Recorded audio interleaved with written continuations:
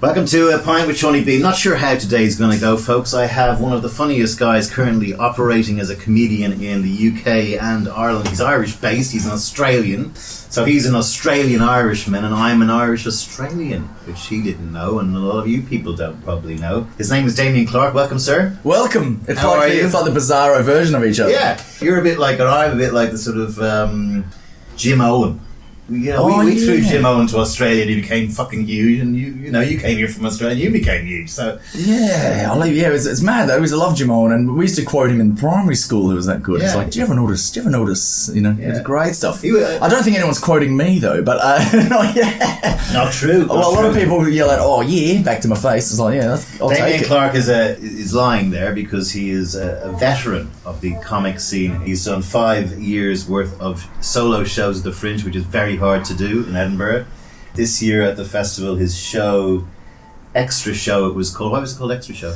Because you don't know what the show's about when you write the name of the title. All right. And I just thought it was funny because everyone who does well at the Fringe has Extra Show plastered across their poster. So I thought, I'll just do that already. I'll do that as well. It also implies that you're selling out all the time. Well, yeah, and it sort of worked. And then I got to add an extra show, so then it was Extra Show. Extra Show, it's just like hilarious. I wanted to buy a racehorse once with my friends, and I said I'd only buy the racehorse if they let me name it. So I was living away, so I was paying money for this fucking leg of a horse that was shit.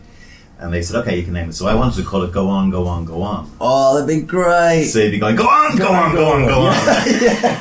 And they said, oh no, you're not allowed to call a horse that because the racing board won't let you. And they called it fucking All a Tremble from Two Little Boys. Now I don't really want to pay for the horse now.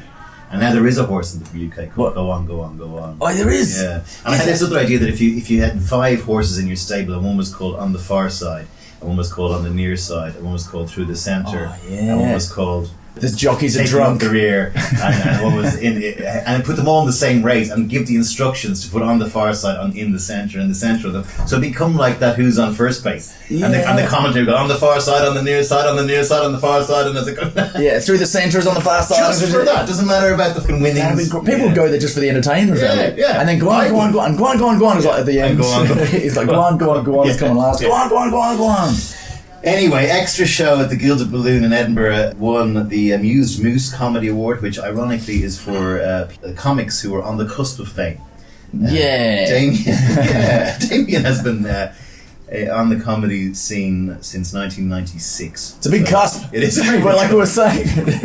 But it must have been good to win that. Oh, absolutely. There was about 12 people up for it, right? Yeah, and like they, I don't know how many shows, I guess hundreds. There's the best show, best something else, can't remember. I couldn't even remember all 3. And the People's Champion, which is the one I got, so I just remember that one. Champion! He's also been very big on Irish television. He's had his own show called Daria. All this happened when I left, so I didn't really know much about Damien. I went to see him in Whelan's in Wexford Street, which is one of the top comedy venues and music venues in Dublin. Those of you listening from Ireland can get to see him next week on the 21st of February. He has his own show. Is it sold out yet? Not yet. Not yet. Tickets well, I haven't checked, but I'm guessing. Seaniebee will be there with his entourage. Yeah, you and the gang. Yeah, we're so glad to see you there. Because when you saw me there, I didn't get to do much of a set. So I didn't know who Damien was, and there was this. It was a Monday night, and there was a guy from Canada, and I'm sure you're not listening, and we're not going to take the piss out of you too much if you are. But he was heckling all the acts all night in a kind of a unfunny but tame enough way. And then what happened? You came on. Well, he seemed to be having a good time, so it's hard to rip someone in, if they're just sort of going along with it. So it was fine, but then he kept filming the gig. He filmed everyone with his phone. And so after a few minutes, I was just like, oh man, like they've had a free show, like let's just live in the moment. You do all that sort of stuff. But he kept filming, so I was like, right, we'll confiscate that. So I went to grab his phone, and as you know, he wouldn't let it go. Yeah, there was a scuffle. For a couple of minutes. It took ages. Yeah. So like me and him were like fighting over his phone for a long time. I ended up getting it, but then he got the microphone and my hat in the meantime. Yeah. So I got the mic back, but then he kept my hat. And he wore it. Then he took out his lighter and started lighting your hand. Yeah, so then a fire issue in the upstairs at Wheels, which I'm sure would go up like a tinderbox. Yeah, so he burnt. That's when everyone was sort of not really on his side anyway for interrupting the show. But then when everyone saw flames and smoke, they were like, "What the?" And you're like, "Mate, you can't." I think I just said, "Mate, you can't burn stuff inside. You can't burn my hat inside. And it's not like a nightclub. It's not like 20 bouncers descending them and kicking them out. It's everyone. It's like the guy who's on the door is coming up about to get out. Yeah, so Dwayne and Richie, who was hosting, they'd come up and just stand there and go, mate, you can't burn. Like, well, they would have been that angry. They was like, mate, you can't burn things inside, you know? And so they were like, oh, give me my phone back. And I was like, well, you burnt my hat. I should have burned his phone. But then I gave him his phone back and then they left. But they were yelling outside. But then the rest of the set was talking about what happened, and he handled it very well. It was very funny, and you kept it there. I met him outside, and he I think he may have some mental health and difficulties. So but just slag off the whole show. Clear. But I did feel responsible because obviously, if I just let him film quietly on the front, no one else could really see. I mean, the second, third row said that they later on they go, you could see the phone and the light from it, and that it is distracting. But then the guards came, right, and I had to give a statement. Did you? Yeah, and then everyone that was walking out, because from the crowd coming down the steps were like, here, we were witnesses. Yeah. It was mad. Yeah, so that's good. So then I get to put my hat back on and then just like smoke coming out of it. So I really enjoy that because it's the first gig I've ever done wearing a hat with like smoke coming off it. I mean, the interesting thing about it is anyone listening who goes to comedy gigs, especially small venues on a Monday night, a lot of comics use these venues to try out new work and to push out new jokes. Maybe they haven't finally polished their set. And so, if you're recording it and you're sticking it up on the internet, it can reflect badly on the comic. If it's stuff that is not, I'm still working on this stuff. Don't film me and put me up. Come and enjoy it. And, what was it, a $5 to get in or something? It was. Yeah, and then there's part of me that's thinking as well, though, on the flip side, and don't film in gigs. Like, I'm totally against that. But then, right, if something did go up, and went viral, say, and some people got to know me. Hat burning. Yeah, the hat burning, and then people got to know me from that. I'll take it. I'll take it. I'd rather be word of mouth. I'm still a fan of the old word of mouth because especially during the Fringe, even though with all the social media and that, it's people go. Even with Netflix, it's all online. But if people go, you and me go, hey, watch this. Word of mouth is always have been and always will be the go-to of what we're influenced by. Still waiting for the word of mouth to kick off on my podcast, but we'll see. We're all talking about it. Yeah. We're all talking about it right now. We're on the cusp. Yeah, we're on the cusp. I'm on the cusp of podcasting greatness. I'm going to win the Amused Podcast Award. That's right, you are. Go back to you're from Perth. I love Perth. I mean, I'm an Australian citizen. I went to Australia in 97. And when I got there for the first time, I thought, this is the fucking city I've been looking for, right? They get on well with the Irish, a lot of Irish Australians. As you gravitate up towards Brisbane, Vegas, and Queensland, it gets a bit racisty and pick. But Perth, I loved. I always felt Perth was the place. If there's going to be a nuclear war, there's going to be fucking another world war. Mate, that's exactly. Back to Perth and just definitely hunker down. I say that quite a lot. I go, if it looks like Trump and Kim Jong-un's fingers are hovering over those buttons too close, or anything goes nuts, you go to Perth, it'll remain exactly the same.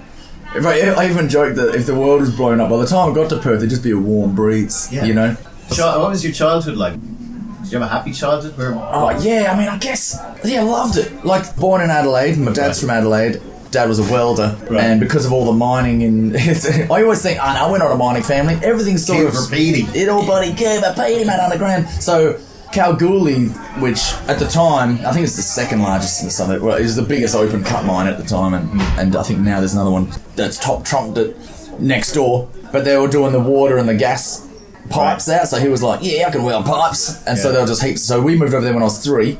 I just joked that my first words are probably, let's get the hell out of Adelaide, because a lot of murders happening there, and you end up in bins, chopped up. Yeah. But so then we moved to Rockingham. Adelaide is funny, isn't it? All the Australians kind of speak like this now. They have they've got their own Adelaide accent. It's not like quite Australian. And dancing. Adelaide's probably the one that's most attached to the Queen and Commonwealth and royalty, isn't it? Yeah, well, it's known as state of the churches. I think there's got a lot of churches. Probably people praying to get out of Adelaide. But I love that. That's your home, or do you feel Perth's your home? It's weird, a bit of both. It's one of those, I don't know, like, because you've lived so many different places as well as just Australia and here, you probably say, a lot of it's like, what football team do you follow? Yeah. Well, like, Perth Glory. Like, bloody Perth Glory. But say, I grew up in Freo, everything I know is Fremantle pretty much. Great. So, and I love Fremantle, and I know it more than Adelaide, but we spend a lot of our summers in Adelaide, so, and it's also, comedy-wise, right, I started in Perth, and then on the summers when we'd go back, so when I was like 18, when we went back for, I'd done like a couple of open spots, so I went back and did a spot in a club in Adelaide when I was fresh, and I hadn't done that well because I was new. I mean, good enough to I go, I like this. I'm doing this forever. But then I think it was the first time I sort of showcased what I had. It was an RSL. And I did it. Yeah, it was something like crappy, whatever they had at the time. It was so good. I was all like, wow, look at this guy. But I think that was the first time. Sadly, that's the first time I think I used props. And then that got me on a different tangent. I was a prop comic for about 2 or 3 years. Explain what a prop comic is. You have a bag of stuff because my memory is atrocious. And so I would just go, instead of just remembering and writing stuff on your hand, pick something out of a suitcase and go, there's a carton of milk. Have you seen bloody milk these days or whatever? And that was it. Yeah. And I'd pull out a dictionary and go, why is the word dictionary in dictionary? What is the word dictionary? It's written on the front. Like the stupid base stuff that I thought of back then. So I had a better comedy career as an open spot in Adelaide than I did in Perth because I tried all that during the year. Once a year or twice a year, I'd go to Adelaide and go, boom, how's that for 7 minutes? Then drink a Hall's Fruiter, which is a can of drink you can only really get from Adelaide, and then head back home. I'm proud to be born from Adelaide, but then also proud that I grew up in Freo. Yeah. Were you good at school? No. Hated it. Funny at school? Yeah. Talk your way out of fights and stuff?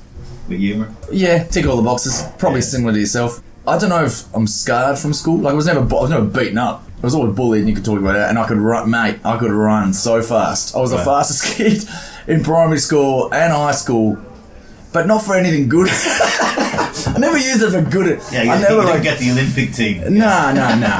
And I'm white, so there's only so far you can go as a sprinter if you're white. We all know that. I hate sport, and I think that was part of the reason you had to leave. Yeah, I had to leave in Australia that if you don't like sport, you have to leave. Yeah, isn't that right? But I think it's because I hated school so much, and sport was, to be honest, it was the only class that was outside. Yeah, and you could just run off. And so I would be looking at the other students going, why are they conforming to this? Yeah. It's disguised. They're rules. What are you doing? You can't just run out of history because they notice too much. But then you go like, I'll be outfield. You're playing cricket. I'll just be standing so far that no one's ever going to hit the ball 4 kilometres, but I'll be over there. Actually, it was weird because the first day of school, I ran off. And I was like 4 or 5 at pre-primary. No one ever knew what I looked like. Mum dropped me off, all good. She left. Then she got a call on the old landline, obviously, and they're going, did you drop your key? He's not here. And so it was almost like half the day of the first day of pre-primary. They had to search because it was all bush that surrounded the, obviously, exactly what you picture. And they found me bloody miles away. I just was like, I don't like the vibe. And I was just took off. It was your Forrest Gump moment. Yeah, it was. Just kept running. Clark, run. And I've still got this thing where even the gym, right, it's the start of the year. And like I joined a gym this time last year going, right, do the same as everything. And I'll go in there and I was just like, I get that feeling again of like, why are they doing this? Yeah. You don't have to do this. I mean, maybe for your health and well-being, but otherwise, it's cool to not do it.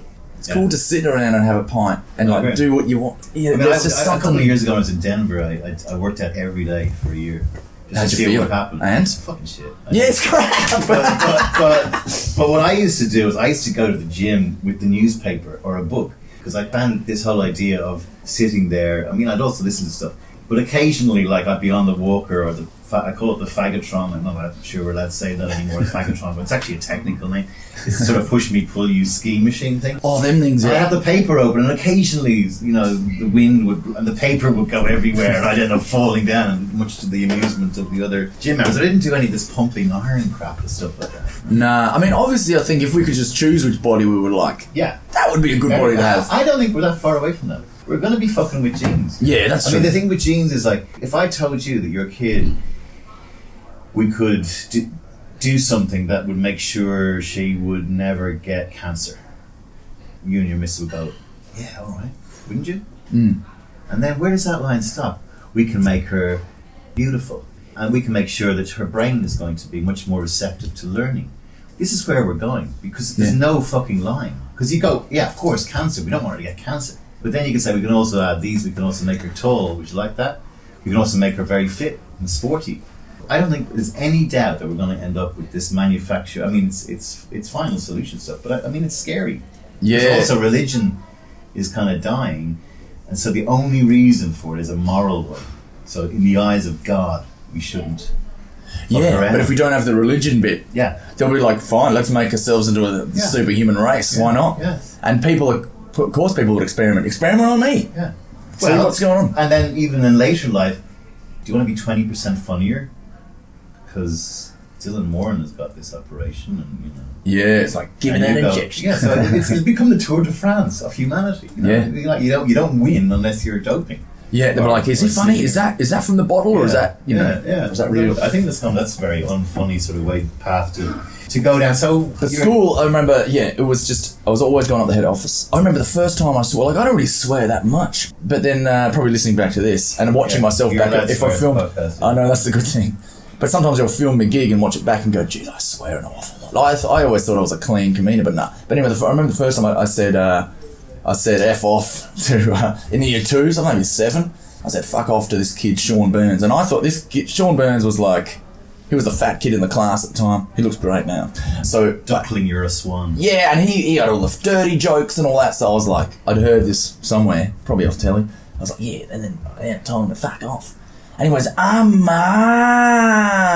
and then Miss McConville, right, with her mad, wiry red hair, comes around. She goes, "What?" She drags me out of the room by the ear. It's like, what is it, the 1800s? Didn't think that then, but now looking back, she goes, "What did you say?" And I went, I said fuck off. And she goes, "Right." So she dragged me to the office in the ear. And then the cane was on the wall, but they didn't use the cane anymore. But I think they used it just to point and go, "You'll get the cane." Much the way mothers use wooden spoons today. Yeah, exactly. Now back to baking. They put it up on the wall. Yeah. And you're looking at it going, "She's not going to bake with that. That's for my ass cheeks." But I was bricking it in there, just thinking, because I'd never been to the office before. I was 7 maybe. So I was just like, oh man, what have I done, right? They were saying, "Bring your parents, blah, blah, blah." But I remember this. When I walked back in, right, she got back to class. So once the principal had finished with me, this little spiel, they said, "Clark, you got to blah, blah, blah." And then I had to walk back, right? And I was just like, heart was thumping, I was sweaty. But then when I walked in the class, because it was the front, so she's next to you, you're walking in, and all the children are facing you, 30 kids. The look on their face, right? You're a hero. Mate, yeah. I came in, and they were looking going, wow, because they didn't know of anyone, and I didn't know of anyone who'd been in the office at that stage. Yeah. So I came in, because they didn't even know what I did. By the time I walked across the room in front of the teacher and sat back down on the other side of the room, I was so empowered. I just walked back from the lowest I'd ever felt to the height, just going, "This is amazing." You were Ned Kelly. And I was like, that is it. Because before that, I would just get into trouble for stupid stuff. Yeah. And I didn't do stuff to get into trouble, but I was like, right, that's it. I want attention now, because that is fantastic. Yeah. And then, I just remember that happened every year after that. I remember the next class I had, like probably a year later, new teacher. She said the answer to some math problem. I went, "Oh, bullshit." Little 8-year-old kid, she goes, "Clark," and same again. But this time I was like, "Yeah, I thought I was." Then you were here. Yeah, I was like, I was like, right, I got some new material here. You motherfucking asshole. Clark. I love that. When I went to Australia, it was like I got pulled up on the Australians. They don't think they curse all the time, but like they go, "Oh, there's no need for bad language, mate." And I'm like if you go to any Aussie and go, "Can you tell me how to get to a concert?" "Yeah, mate, you fucking go out your fucking door there, you take a fucking left, and you go all the way fucking down that road, and you see a fucking huge pub. You fucking right at, and you're fucking there, mate." And it's just every second. It's a comma, isn't it? I think that counts. Even on the news. All right, tonight on the fucking news. You're like, you don't even notice. And then I'd say it. "Oh, man, don't need that fucking language." Yeah, I know. Watching Play School on telly in Australia, it's like, all right, this fucking little Ted goes down to this shop. So you'd done some comedy with your props in Adelaide, and then you went back to Perth and you did the show there. And so did you start feeling this was going to be it? Nah, it was just... Did you know that you could do comedy? I remember when I was 14, I was standing in the kitchen and I'd go, "Man, I think I was just watching Billy Connolly again or something like that on tape. We would have taped it. So first time I saw Billy Connolly was on a Parkinson interview. Yeah. And I think that's where... Yeah, I know. Maybe that's where he got it. He just interviewing Parky. He's like, all right, it's time for things to come. And then I think I said to Mum, "I want to be a comedian." She goes, "Oh, you'll have to come up with a lot of material." That's what she said, I remember that. And then I walked away going, "Oh yeah, I have to come up with lots of material." And then I didn't think of it again. But then, and then I was listening to the radio, and then Triple J's Raw Comedy was a radio station, as you know. They still do it, and it's great. I think that was the second or third year they'd done at that stage in 96. They're going, "There's a competition for stand-up." So I was like, "Are you joking? There's stand-up going to be in Perth?" It's called Pockets Nightclub, where they held the audition, I guess. That was a comedy club every Wednesday anyway, so I didn't know that. It was called Pockets because it was the corner bar of a pool hall, like snooker tables. Yeah, good idea, Pockets. Yeah. I didn't get that for years. How about that as a comedian? It's like Pockets, next to the pool hall. Oh, Pockets! Jeez, not very switched on. So mum dropped me off. I borrowed my dad's suit because all the comedians I'd seen, apart from like Billy Connolly, I didn't know where you could get like big, like banana shoes and a black cape. So I wore a suit because Seinfeld was huge at the time then. I was like, yeah. So I had a Mickey Mouse tie for my birthday, and I borrowed my dad's navy blue suit. It was too big on me, obviously, and my runners. I was like, yeah, this is how everyone dresses if you're a stand-up comedian. I rock up there, everyone's in t-shirt and shorts. Yeah, well, that was funny what you did. Yeah, I was different, but I was like, that's what I wear. Yeah.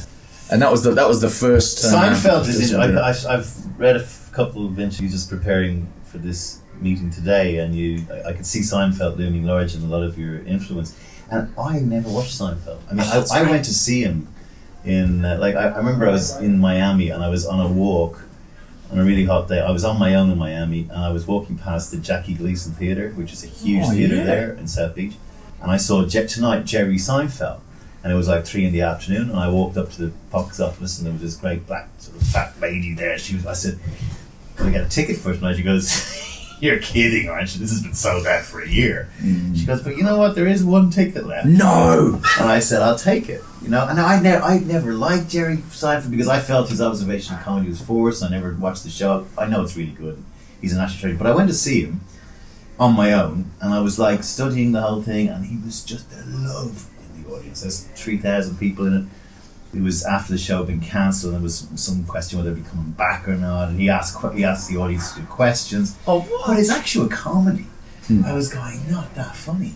But it didn't matter. He just the love that he had in that room was just like nothing I've seen. And I don't like, you know, I'd much rather be in a small smoky room watching Doug Stanhope walk this mad tightrope that he does, you know, of confrontation, or Daniel Kitson. But Seinfeld, he was big in your formative years, right? Was there any other comics that kind of Billy Connolly, Seinfeld? Was there any at the time? Australian comics? There wasn't really. Oh, how's this, right?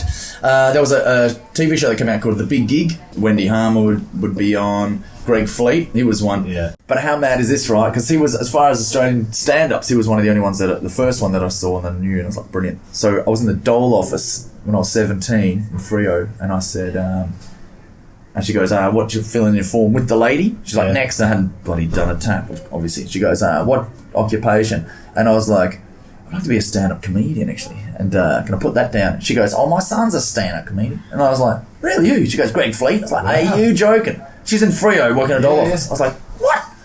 Well, and she goes, Fleet for sending some money home to I know. Help her out, mate. And then she goes, yeah, but you can't really put that down. So I was like, all right, okay, paint a decorator, right? Because I could paint walls at the time. Then when I was over in, I just moved to Melbourne, and I was broke. I got my clothes from charity shops for like 50 cents and stuff like that. So I got this like t-shirt with sort of like blue and striped. There's like 5 different colours of blue striped across. And I was like, that's a nice plain shirt. I like it. So I was at the Espy in St Kilda, and I was up, and Greg Fleet was on. I was like, no, that's Greg Fleet, awesome. And I was like, hey man, he goes, hey, where'd you get that shirt? And I went, there's a charity shop on Ackland Street. He goes, I've dumped a whole bunch of my shirts in there, probably to get money for heroin or something. But he goes, yeah. I goes, that's where I got it from. And he's like, no, I was wearing. I go, does your mum work in Freo? She goes, yeah, this job centre, the Centrelink. And I was like, I had her. And that was keeping me in heroin. She was my dole officer. How fun is that? Amazing. So it's almost like my own dole officer. Like it was like I was meant to get to Espy, where I ended up doing gigs for years, is what a legendary place that was. Just from like the Dole office, from the mum of the guy I looked up to from the Dole office near my house. And the Dole officer whose son is a comedian won't allow you to say you're a comedian. Yeah, it's funny that you can't, because she knew how much money he didn't get. Yeah, true. And then like ended up wearing his clothes. How fun is that? Really? Working Dog were big. I know Santa. Working Dog, yeah. I know Santa Chilaro. He's a friend of mine. We've kept in touch over the years. And some of the stuff they were doing was fantastic. But there wasn't a huge... Because I think Australians are funny. I think they're funnier than English people. And they're very forgiving of people being themselves, and they're not as class conscious. I've heard that before. People have said that to me, but just as a general statement about Australians, they're like, oh, you're very blunt, aren't you? It's like, fuck off, mate. What are you talking about? Well, I mean, half of you came from here, so that's... I mean, I think got on very well in Australia, and they were very good to me, you know. And I think Australians and Irish get on well. Yeah. And because it's just that heritage. Always, and also I think any country that can laugh at yourself, you can laugh at it. Like countries like France, why doesn't stand-up work that well there? Well, they can't laugh at themselves because they're too perfect in every way. But I love France. Although Germany, they do laugh at themselves. They just got a very dry, wicked sense of humour, as you know. We'll come back to your chronology because just while we're here, I picked up a good quote that you had, which is, you know, the comedy is as good as it's ever been. Mm. And it's the least offensive it's ever been. We're very conscious of being politically correct. And yet, people are more offended than ever by comedy. Where is the line? How do you feel as a comic in this environment and in this sort of context where there's just outrage? You can only be offended if it didn't make you laugh and you paid in for something to make you laugh. That's the only way you can be offended. If you come out and that's the only way, if someone comes out and goes, man, I did not laugh at that hour show, I'm like, here's your money back. I'm really sorry. Thanks for giving me a chance. Yeah. If they come out going, I didn't like what you said about this, I'm like, cool, fair enough. I mean, that doesn't happen to me much because I talk about food most of the time. I can't eat cheese anymore, Clark. So don't get angry at the joke, get angry at the people that laughed at it for you're so offended. And people mainly get offended on people's behalf. Yeah. You can't do that. Sorry, you can't get offended on people's behalf. I get offended, everyone gets offended at stuff. I've never been like, excuse me, but unless someone's like physically getting beaten up, it's just words and sticks and stones. Yeah. Say that to you, sticks and stones will break bones. We learned that when we were 4. Even in the course of this podcast, I've had to reel myself in on it because, you know, my girlfriend says to me, you know, you can be as funny as you like, you can say what you want, but be prepared for the consequences if people get outraged. Yeah. And I kind of go, okay, but it still comes down to this thing of what's funny, right? Yeah. You know, like you're not supposed to do rape jokes, all right? You know, but I mean, I think you should be able to do rape jokes. I think you should be able to do jokes about anything, as long as they're funny. Then it becomes what's funny. Yeah. And to whom. And you know, my funny might be different to your funny. Yeah. Right? And we're stuck then because where's the line? Again, going back to that other conversation. Okay, can't do rape jokes. Can we do dead baby jokes? Can we do cancer jokes? You know? I mean, Doug Stanhope, I went over to visit him I went over to see him in the Apollo in London, and he opened a bit going, have we got the cancer girl in front of 2,000 people?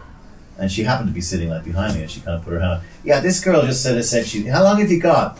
Whoa. And the whole place is just clenching, and she's like, and it's a huge venue, it's not small. Yeah, massive. And she's written to him, and he goes, yeah, you know, and he just tackles it head on, and it's like cringy, and you feel for her. She's going with it. He's keeping an eye on, making sure he's not pushing it too, you know. But he's prepared to go there. Yeah. And he did a piece about Laissez Majesté in Thailand, which would have him absolutely killed if he was in Thailand doing it.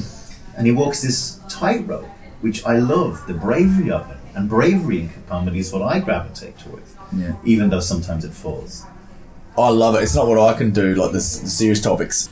The worst things that happen to us in our lives, we need the release of, like, the people that have seen and have lived through the most horrific stuff usually have the best sense of humour because it's a coping mechanism and they go, well, like, I've lived it and I'm alive, so I'm going to laugh at that because then you take control over it. Yeah. If you're laughing at something, like back to the story about getting out of fights, some guy wanted to fight me, I was just laughing at him. Mate, nothing gets more... it just belittles everything he wanted to do. Yeah. He's just like taking on the... And not saying like laughing at it, but you're dealing with it and you're taking control over it. And I think that's... as well as it's a release, you know?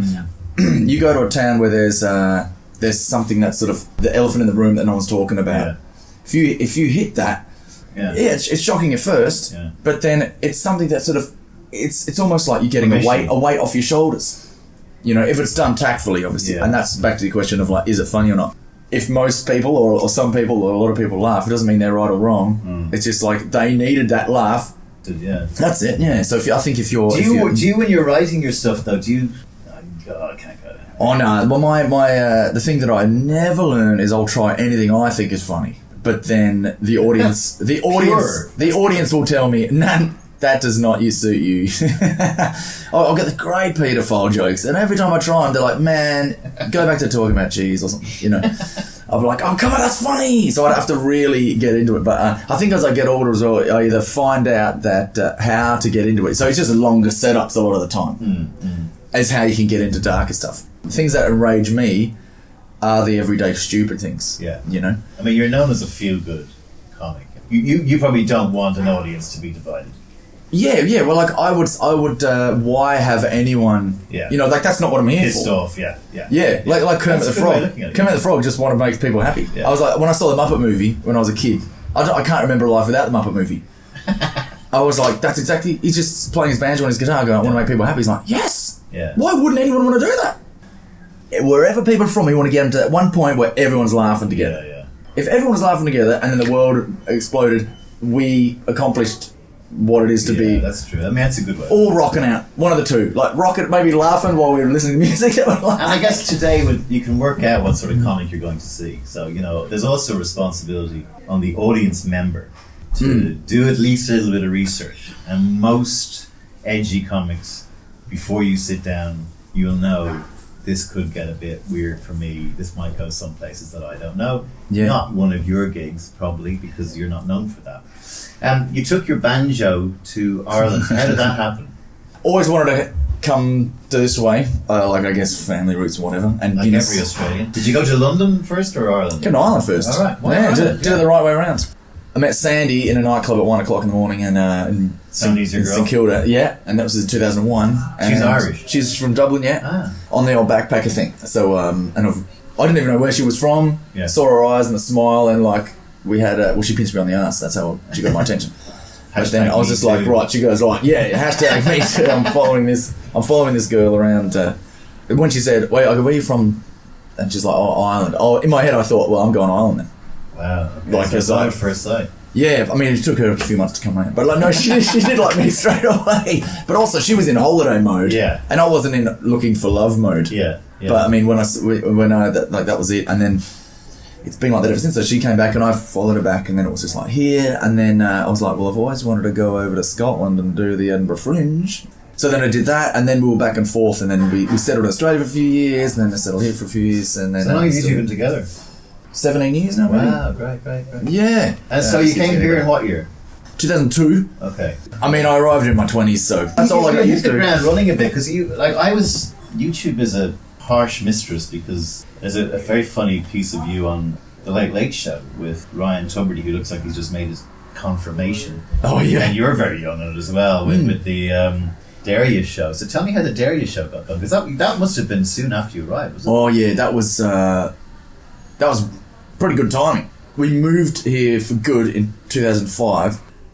The International was on, and Andrew Stanley ran the Comedy Cellar then on the Wednesday. And then at the end of the night, like you're saying, then you have like mess arounds and that. Yeah. Few dares and that, like just what do you want to talk about? And then we thought this would be a great show for the Edinburgh Fringe. So it started out live. We go, what do you think we should do tomorrow, right? And they would tell us what we do. And I just got a camcorder and an HP laptop. I think it's named after the brown sauce. And then it edited just as well. It was very slow. So we'd show, this is what the audience, and then we'd do stupid stuff like the first one was go into a phone box, dress into a superhero, and then like run out, and save the day and all that sort of stuff. Stupid stuff. So we had enough to do a show and then get dares from the audience in Edinburgh. Go, what should we do tomorrow? And there was a vote, so we picked one. It's like dress as a duck and go in the Princess Street Gardens and get people to throw bread at you, stuff like that. You would show that to the next. So the next crowd. How do you stop that? So we just picked the best ones, got in, and so by the end of the run, it was a completely different show, all different other best stuff, and then RT got a wind of that, and through the Irish national broadcaster, and then they were like, "That's a TV show right there," and then away we went. So that was it. And it hit, right? And then how did come they stopped doing it?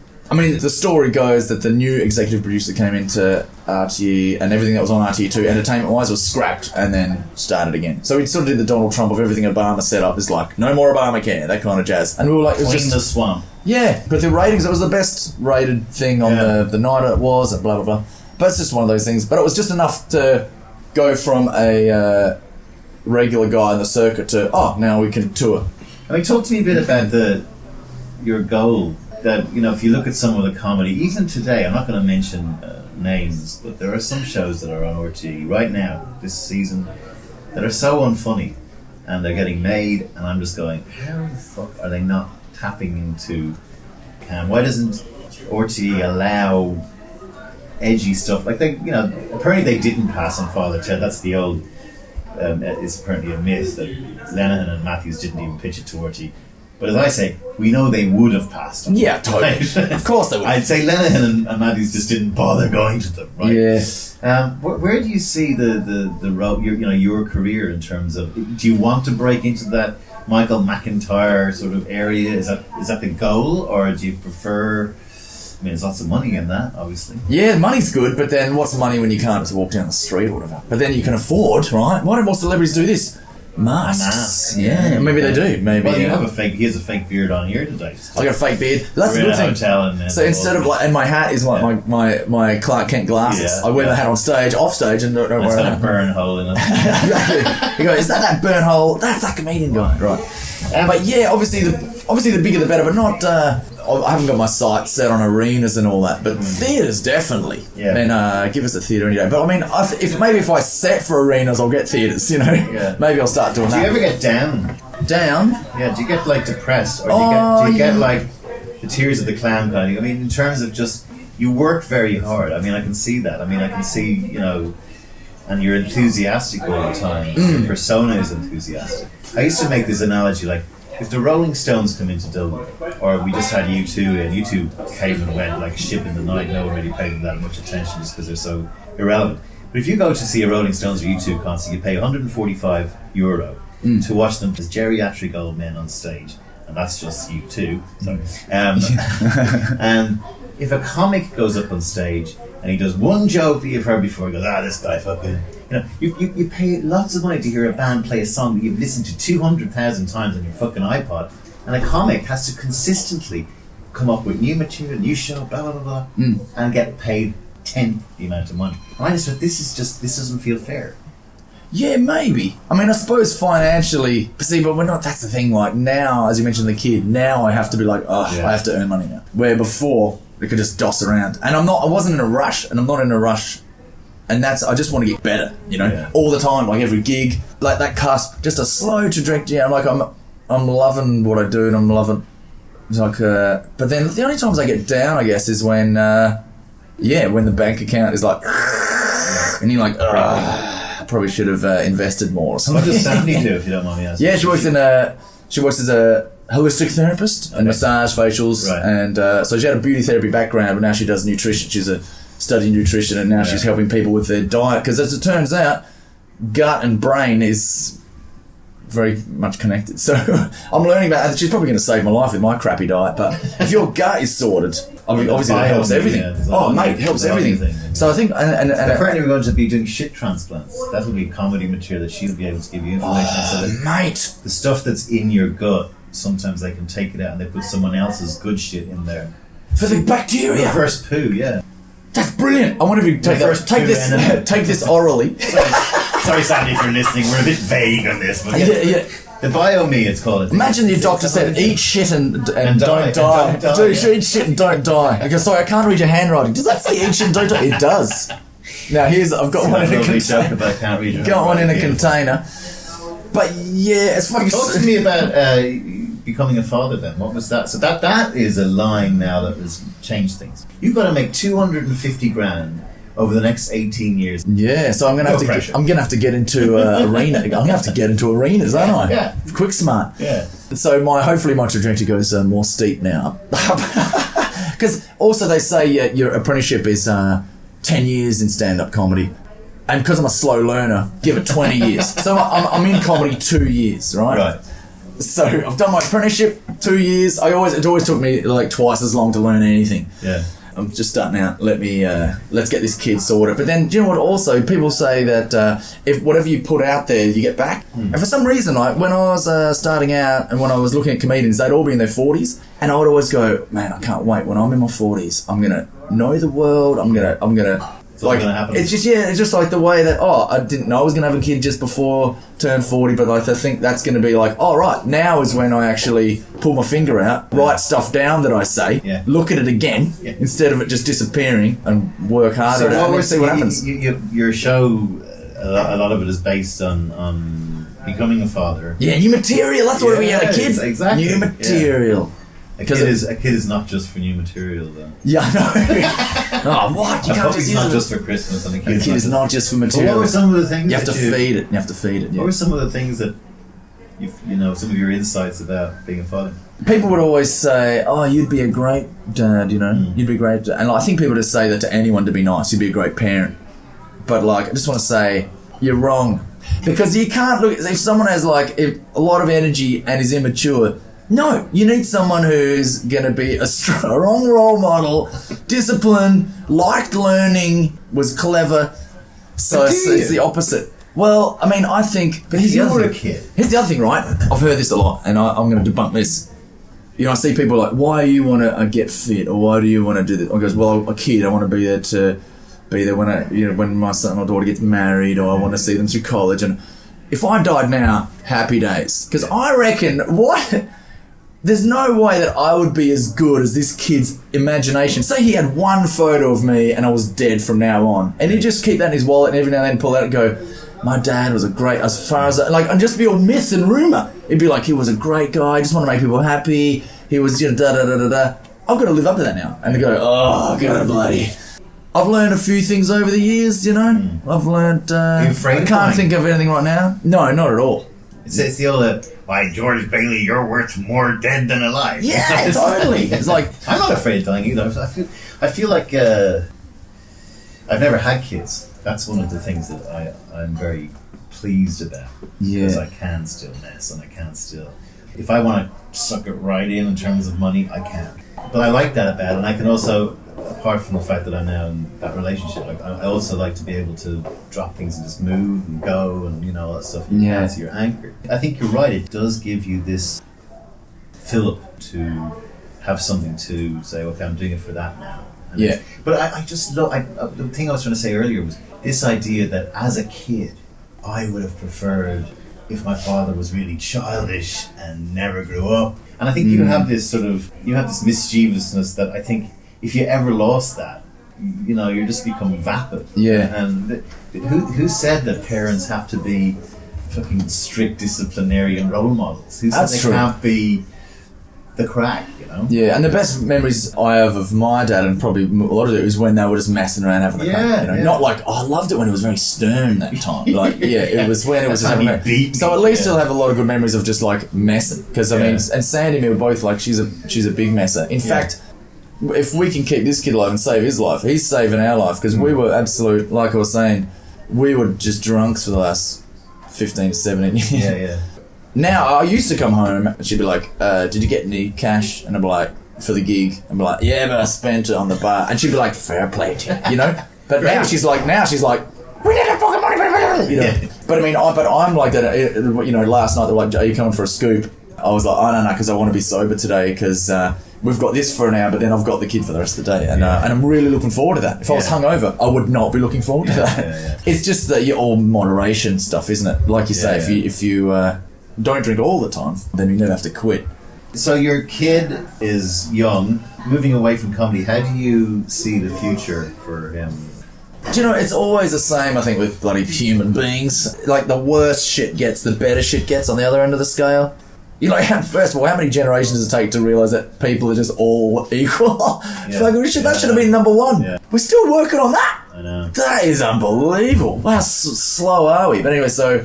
To be honest, Perth, plan B, if everything's going to go tits up. But what I'm going to do, right, as he's growing up, so say the history of the world, just have it condensed into 10 years. So he'll start on vinyl in the next few weeks. He'll scratch the hell out of that. Yeah. We'll take him from, music every, month. Yeah. Just, saturate him with, that era of music and, culture and all that. And just so by the time he's 10... And I was watching Child Genius, and I think the Chinese, man, I think they've got it sussed.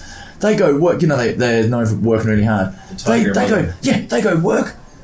This one dad goes, work so hard up until you're 16, and then you never have to work hard for the rest of your life because it's just in your head. That's when we're supposed to learn. You're like, geez, yeah. And I mean, I'm sure when you're a kid, you want to have more fun. So just schedule that in. And I'm not going to be like a militant dad, but I think the Westerners, we're just so dumb, a lot of us. What would you say to you? It's one of my trademark questions. What would you say to your sort of younger self who was in Perth doing, about to become a comedian? What would you say to him? Live for the future. Like, save money, you idiot. Make it easy for future me. Like, invest in something. Worry about everything. Because this is the thing, everyone's like, live for that. Like, you know, when you're in your 20s and that, your teens, live every day like it's your last. And then the old joke, you're like, being in a hospital coughing up blood. No, like, and that's what I did. And I had such a good time. And then all of a sudden you're 40 going, bloody hell, I should have lived for tomorrow a little bit. You know what I mean? And I think I'd tell myself, get to the airport at least 3 hours before your flight. Because I think in my 20s, I missed, no joke, my friends will tell you this, at least 30 flights. Really? At least. Because, I mean, what are you doing when you're travelling? Drinking. Having a good time. Enjoying yourself. Go and buy some of Damian's stuff online. Those of you in Ireland can see him in Whelan's on the 21st of February, which is next week. Thank you for being on a pint with Seaniebee. Keep making people laugh and keep being on the cusp of fame, if not more. On the cusp, we're doing it, Seaniebee. Thank you, sir. Pleasure, absolute pleasure.